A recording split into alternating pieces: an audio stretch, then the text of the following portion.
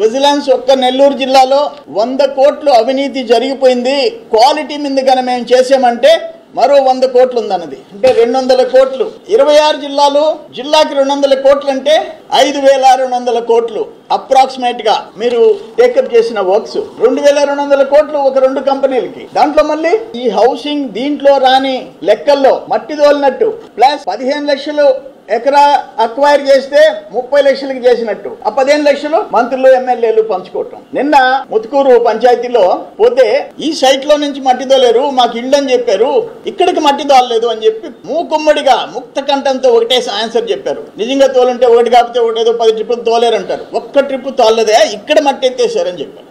25 లక్షలు ఏం చేస్తున్నారు డిపార్ట్మెంట్?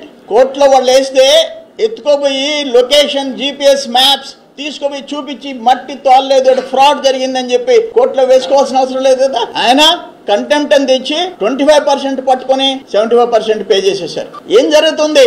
అందుకే సాక్షాత్ ముఖ్యమంత్రి గారికి లెటర్ రాశా. ముఖ్యమంత్రి గారు పేదోళ్ళు, గిరిజనులు, ఎస్సీలు, మెజారిటీ గిరిజనులు, 20% ఎస్సీలు, థర్డ్ ఆప్షన్ లో ఇల్లు కట్టుకోలేని వాళ్ళు, ఒకసారి పేదోడు ఇల్లు పనికిరాని ఇల్లు కడితే ఇర్రిపేరబుల్, దాన్ని మనం ఏం చేయలేం.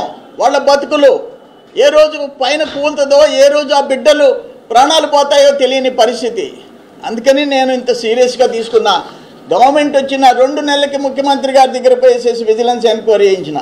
కానీ ఆ విజిలెన్స్ ఎంక్వైరీ రిపోర్ట్ ప్రకారమైనా ఎందుకు క్రిమినల్ కేసులు పెట్టలేదు, కాంట్రాక్టర్లను ఎందుకు బుక్ చేయలేదు, ఎందుకు రికవరీ చేయలేదు, అది నా బాధ.